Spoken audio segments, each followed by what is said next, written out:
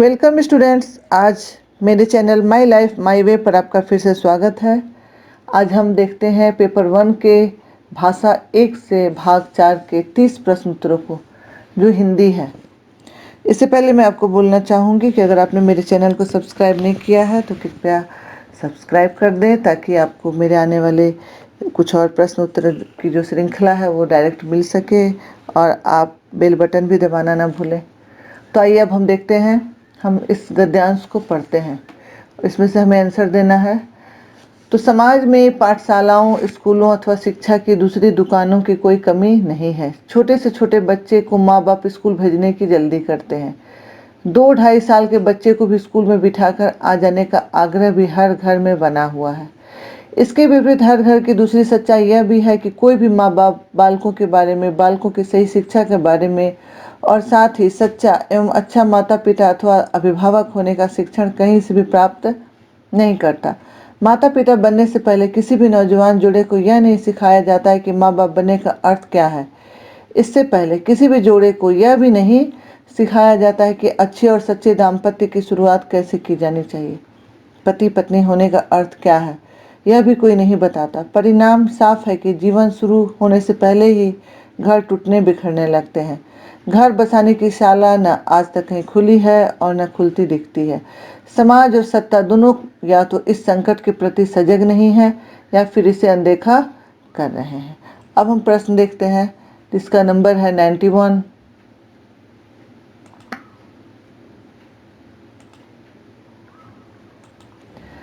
तो प्रश्न है, लेखक के लिए किसका शिक्षण प्राप्त करना जरूरी है। पहला ऑप्शन पढ़ते हैं, बच्चों को किसी भी प्रकार की शिक्षा देने का, अच्छे माता पिता बनने का, छोटे छोटे बच्चों को उच्च विद्यालयों में प्रवेश दिलाने का, या पति पत्नी बनने का।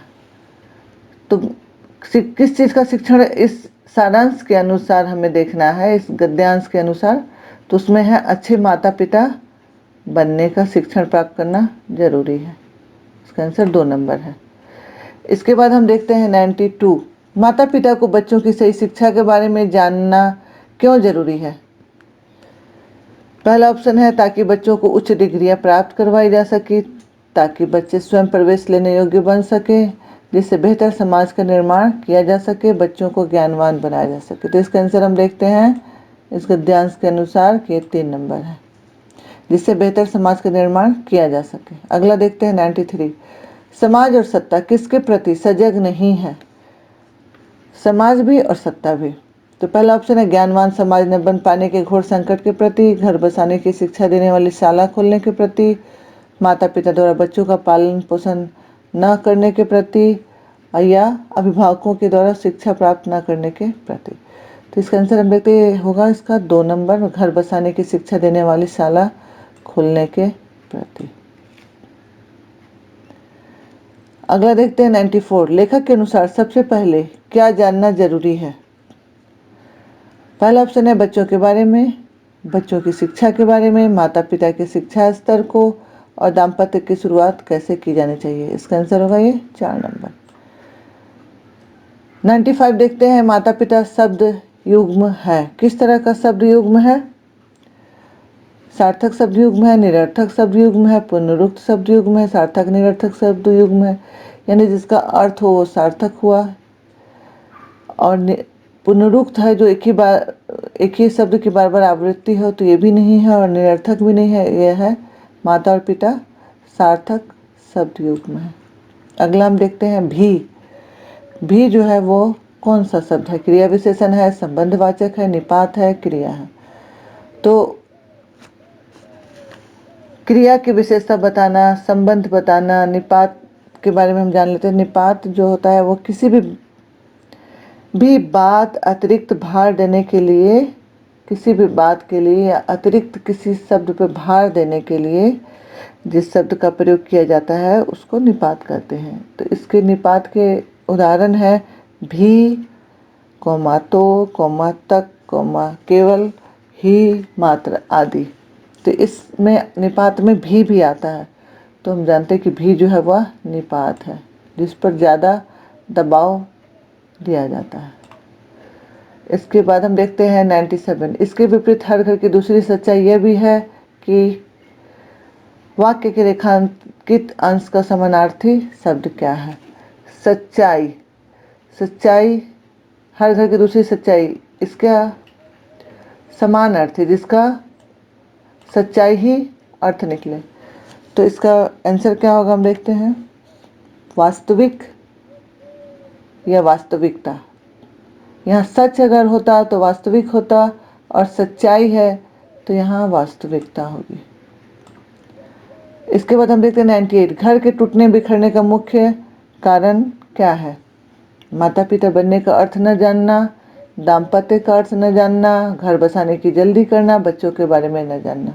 तो दाम्पत्य का अर्थ न जानना ही घर टूटने का कारण है। अगला देखते हैं 99। हर घर में किस चीज़ का आग्रह बना हुआ है?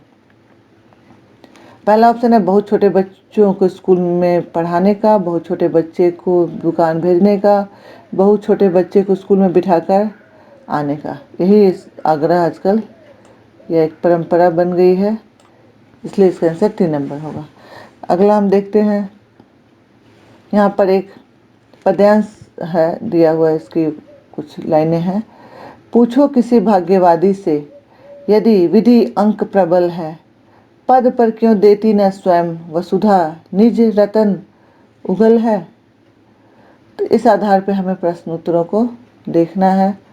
पहला प्रश्न देखते हैं, कवि के अनुसार यदि भाग्य ही सब कुछ होता तो क्या होता? अगर भाग्य ही सब कुछ होता तो रत्न मिल जाते, पैरों के नीचे वसुधा होती, धरती स्वयं ही रत्न रूपी संपत्ति उगल देती। तो इसका आंसर होगा ये 3 नंबर, धरती स्वयं ही रत्न रूपी संपत्ति उगल देती।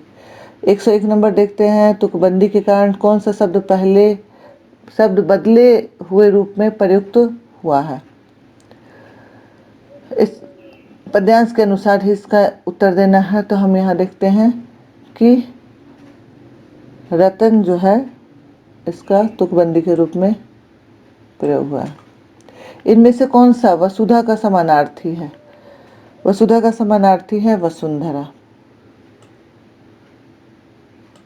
अगला देखते हैं 103। प्र उपसर्ग से बनने वाला शब्द समूह कौन सा है?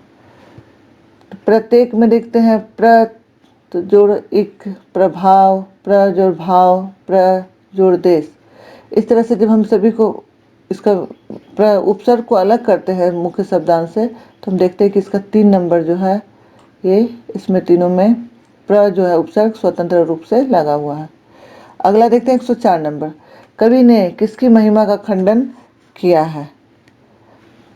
तो कवि ने विधि के विधान का, भाग्यवाद का, वसुधा का, रत्नों का, किस महिमा का खंडन किया है? भाग्यवादी, यहाँ हम देख रहे हैं भाग्यवादी के बारे में, तो भाग्यवाद का। अगला देखते हैं 105। विधि अंक से तात्पर्य है न्याय अंक विधाता लिखा हुआ, भाग्य का लिखा हुआ, न्यायवादी, तो भाग्य का लिखा हुआ। अगला प्रश्न देखते 106 नंबर। घर की भाषा और विद्यालय में पढ़ाई जाने वाली भाषा सदैव समान होती है, समान हो सकती है, सदैव अलग होती है, सदैव, तो ये तीनों सदैव जहाँ दिया हुआ है, ये तीनों हमें देखना सदैव अलग होती है या, इसलिए हम देखते हैं ये समान हो सकती है। तीनों जिसमें सदैव दिया हुआ तीनों गलत है। अगला हम देखते हैं 107 नंबर। प्राथमिक स्तर पर हिंदी भाषा शिक्षण के लिए सबसे अधिक महत्वपूर्ण क्या है? पाठ्यपुस्तक, उच्च स्तरीय तकनीकी यंत्र, व्याकरणिक नियमों का स्मरण और भाषा प्रयोग के अवसर। इसका आंसर होगा भाषा प्रयोग के अवसर भाषा शिक्षण के लिए सबसे महत्वपूर्ण है। हिंदी प्रयोग के विविध रूपों को जानने के लिए सर्वाधिक उपयोगी साधन क्या हो सकता है? शिक्षण की विधियों का संपूर्ण ज्ञान, सुंदर ढंग से छपी पुस्तकें, उच्च स्तरीय लेखन सामग्री और बाल साहित्य का विविध उपयोग। तो हिंदी प्रयोग के विविध रूपों को जानने के लिए सर्वाधिक उपयोगी साधन हो सकता है बाल साहित्य का विविध उपयोग। अगला हम देखते हैं 109 नंबर प्रश्न। कक्षा 1 और 2 के बच्चों के लिए आप किस तरह की कहानी का चयन करेंगे? जिसमें बहुत सारे पात्र हो, जिसमें 2 ही पात्र हों, जिसके शब्दों, वाक्यों और घटनाओं के वर्णन की शैली चित्रात्मक हो, जो बहुत छोटी हो। तो यहाँ ये कॉमन सी बात है कि जिसमें चित्रों का ज़्यादा प्रयोग किया गया हो वह इसका आंसर होगा। प्राथमिक स्तर पर भाषा शिक्षण की प्राथमिकता होनी चाहिए। कविता और कहानी के द्वारा केवल श्रवण कौशल का विकास करना। दूसरा, बच्चों की रचनात्मक और मौलिकता को पोषित करना। तीसरा देखते हैं बच्चों की चित्रांकन क्षमता का विकास करना। यहाँ सिर्फ चित्रांकन क्षमता का विकास है, केवल बोलकर पढ़ने की क्षमता, इसलिए हम देखते हैं कि इसका आंसर जो है ये 2 नंबर सटीक है। 11 नंबर देखते हैं पढ़ने का आरंभ कहानियों से होना चाहिए, कविताओं से होना चाहिए, अर्थपूर्ण सामग्री से होना चाहिए या वर्णमाला से होना चाहिए।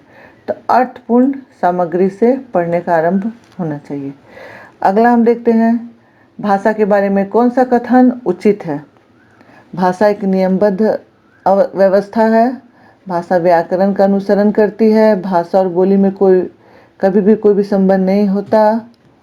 भाषा अनिवार्यतः लिखित होती है। तो इसका आंसर सटीक जो आंसर होगा वह होगा कि भाषा एक नियमबद्ध व्यवस्था है। अगला हम प्रश्न देखते हैं 113 नंबर। प्राथमिक कक्षाओं में रोल प्ले यानी भूमिका निर्वाह का उद्देश्य क्या होना चाहिए। एक पद्धति के रूप में इसका उपयोग करना, विभिन्न संदर्भों में भाषा प्रयोग के अवसर प्रदान करना, बच्चों को अनुशासित करना, बच्चों को अभिनय सिखाना। तो इसका आंसर होगा 2 नंबर, विभिन्न संदर्भों में विभिन्न तरह की क्रियाओं में भाषा प्रयोग का विभिन्न अवसर को प्रदान करना, क्योंकि ये प्राथमिक कक्षा है। अगला देखते हैं 114 नंबर। भाषा हमारी परिवेश में बिखरी मिलती है, यह कथन किस पर लागू नहीं होता। किस चीज़ पर लागू नहीं होता कि भाषा हमारी परिवेश में बिखरी हुई मिलती है। अखबार में, विज्ञापन में, साइन बोर्ड में या भाषा प्रयोगशाला में। भाषा प्रयोगशाला होगा इसका आंसर। अगला देखते हैं 115। कक्षा में कुछ बच्चे लिखते समय वर्तनी संबंधी त्रुटियां करते हैं। एक भाषा शिक्षक के रूप में आप क्या बोलेंगे। उन्हें सख्त निर्देश देंगे कि वे आगे से गलती ना करें। सख्त निर्देश नहीं होगा। उनकी त्रुटियों पर बिल्कुल ध्यान नहीं देंगे, ये भी नहीं होगा। उनसे शब्दों को 20 बार लिखने के लिए कहेंगे, ये भी नहीं होगा। तो अगला हम देखते हैं शब्दों का सही रूप लिखते हुए बच्चों को दोनों तरह के शब्दों का अवलोकन करके अंतर पहचानने का अवसर देंगे। अगला देखते हैं बच्चों की मौखिक भाषा का सतत आकलन करने का सबसे बेहतर तरीका क्या है। प्रश्नों के उत्तर पूछना, विभिन्न संदर्भों में बातचीत, शब्द पढ़वाना। इसका सही सटीक आंसर है विभिन्न संदर्भों में बातचीत करना आकलन का सही तरीका है। अगला हम देखते हैं 117 नंबर प्रश्न। भाषा में सतत और व्यापक आकलन का उद्देश्य है। पहला, भाषा के व्याकरण का आकलन करना, भाषा के मौखिक और लिखित रूपों के प्रयोग की क्षमता का आकलन, पढ़कर समझने की क्षमता का आकलन, वर्तनी की अशुद्धि के बिना लिखने की क्षमता का आकलन। सटीक आंसर है इसका 2 नंबर, भाषा के मौखिक और लिखित रूपों के प्रयोग की क्षमता का आकलन। अगला देखते हैं 118 नंबर प्रश्न। भाषा कक्षा में विभिन्न दृश्य श्रव्य साधनों का उपयोग का उद्देश्य नहीं है।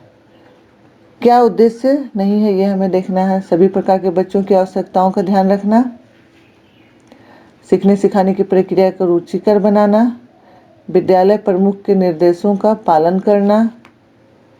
जो आवश्यक नहीं होगा ये होगा निर्देशों का पालन करना। 119 नंबर देखते हैं। पाठ्य पुस्तक की भाषा कैसी होनी चाहिए। तत्सम प्रधान होनी चाहिए, तद्भव प्रधान होनी चाहिए यानी संस्कृत की तरह होनी चाहिए, संस्कृत से उत्पन्न होनी चाहिए या अधिकाधिक कठिन शब्दों से युक्त होनी चाहिए। चौथा, बच्चों के घर व समुदाय की भाषा से मिलती जुलती होनी चाहिए। इसका आंसर यही होगा। अगला हम देखते हैं प्राथमिक स्तर पर भाषा सिखाने से तात्पर्य है भाषा का व्याकरण सिखाना, उच्च स्तरीय साहित्य पढ़ाना, भाषा का प्रयोग सिखाना, भाषा वैज्ञानिक तथ्य प्रकट करना।